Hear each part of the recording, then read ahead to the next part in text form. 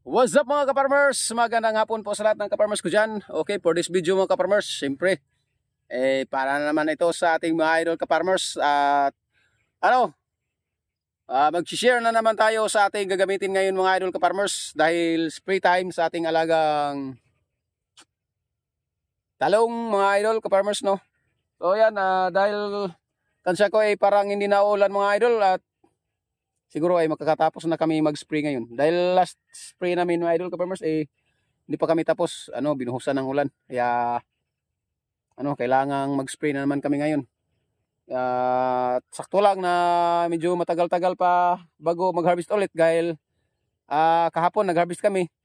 So hindi tayo nakapag-harvest kagabi dahil pumapatak-patak yung yung ulan mga idol ka-farmers. Kung baga akala ko bumuhos na naman. So hindi ako kasi nag-alanganin talaga ako mag spray dahil mahal yung mga gamot. Kaya sayang kung uulanin lang. So yan, share ko na sa inyo ngayon mga ka-farmers kung ano ang gagamitin ko ngayon. So dahil nga nakapagsimula na tayong mag-share. So patuloy natin mga idol ka-farmers na i-share para yung mga baguhan, sa mga baguhan lang mga idol dahil yung mga legit na may kanya-kanya tayo mga pamaraan o may tayo. So para po ito makapagbigay tayo ng idea sa mga baguhan, sa gustong sumubok na kung ano ang gagamitin o ano ang ina-apply natin sa ating mga alagang talong mga ka-farmers, no? So again, disclaimer mga idol ka-farmers na ang video na ito ay nagsishare lang ako sa aking mga ginagamit.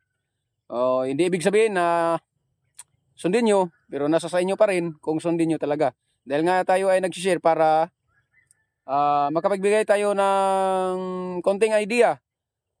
Baga may share tayo mga pamaraan kung ano ba talaga ang technique o ano ba ang mga ginagamit natin sa mga maintenance na ina-apply natin sa ating alagang talong. So again, 7 months old na po ito ngayong susunod na linggo. So ayan, sa ngayon may mga bunga pa rin naman mga idol ka-farmers kahit na hindi pa masyadong marami. So ayan, sinusubukan natin na ma-maintain talaga ang yung kalusugan, no, mga idol ng ating alaga. At nagbabakasakali tayo na makapagbabunga tayo na ulit ng marami. Kahit na katulad lang ng dati mga idol ka-farmers nung nami-miss na natin yung 1,209 kilos na na-harvest natin dito sa 980 kapuno. So ayan, hindi ko na papatagalin ito mga idol ka-farmers dahil nga magmi-mix pa ako. So bago tayo magmi-mix, i-share ko muna sa inyo kung ano ang gagamitin natin ngayon. So ayan, ito mga idol ka-farmers, no? Dahil nga umulan-ulan dito sa atin. Ayan, applyan muna natin dito ni Gold mga idol ka-farmers. O yan ang gagamitin natin ngayon. So alam nyo na ang nito mga idol. Insecticide po ito, no? Insecticide po ito si Gold. Kombinasyon natin may dumi na sa tumatagas ng sa kanyang labil. Yan si Turan. So pangalawang application pa natin to ni Turan idol, mga idol ka-farmers. Nung first time natin nag-apply, hindi tayo nakapag-vlog dahil ginabihan ako mag-mix. Dahil medyo kinapos tayo sa oras. Hindi tayo nakapag-vlog. Dahil nga parang may nakikita tayong epekto din talaga. Baga may reaction talaga, no, nung matapos tayong nag-apply dito. So ulit apply tayo ulit. Pero last apply natin ito mga ka-farmers, siguro nasa mag-isang buwan na. So ganun katagal na bago tayo mag-apply ulit. Dahil sinasabi ko na sa inyo mga idol ka-farmers, hindi tayo nag-focus sa isa lang produkto, dalawang produkto, tatlong produkto.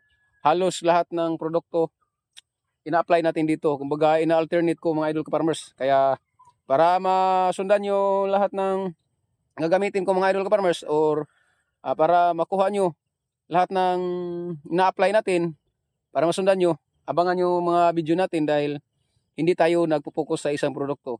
At bawat spray natin iba-iba. So kung sa mga nakapanood ng last video natin na nag-spray time tayo, so ibang produkto din yun. So sa ngayon ito si Gold at si Turan, mga idol. So isa po itong foliar, mga idol. At pangalawang bisis pa lang natin tong ma-apply, no? Susubukan natin ulit. At may mga dumi na dahil na ano na to dati mga idol ka-farmers. Alam niyo naman na tayo ay welcome na welcome sa mga lahat ng i-advise. Kumbaga sinusubukan talaga natin. At sabi niyang mga idol ka-farmers natin, ayan, shout out na natin si Boss Emilio Sekretarya, no? Mga idol, siya rin ang nagbibigay ng mga dagdag kaalaman about sa mga ganito mga idol, mga gamot or mga lason sa ating kailangan i-apply natin sa ating mga halaman. So sabi daw ni Boss Emilio ay kunti lang daw ang imimix sa isang drum. So dahil kunti lang, sabi ko ay parang mahal naman. Pero ano pa rin, dahil kunti lang naman ang ilalagay mo. So sa akin mga idol ka-farmers, share ko lang ang mixing ko sa isang drum na 200 liters ay isang takip lang niya, no? At dati first time nating na-apply, may kakaiba naman or may epekto naman mga idol ka-farmers, may nakikita tayong reaction. Kumbaga may kaibahan din talaga pagkatapos natin na mag-apply dito. So ang mixing ko dito ran, isang takip lang niya mga idol ka-farmers sa 200 liters, no? At dito naman kay Gold ang mixing ko ay 150 ml per drum. So ayan, sa akin lang yan mga idol ha, nagsishare lang ko. Ang recommendation daw dito sa iba ay 250 ang mixing, 250 ml sa isang drum or bawat 200 liters, no? Pero hindi ko sinunod yun dahil kumbaga yung practice ko, yung pamaraan ko, kumbaga doon ako sa pinaka mababang dosage para yung immunity or yung talaga mga ka-farmers hindi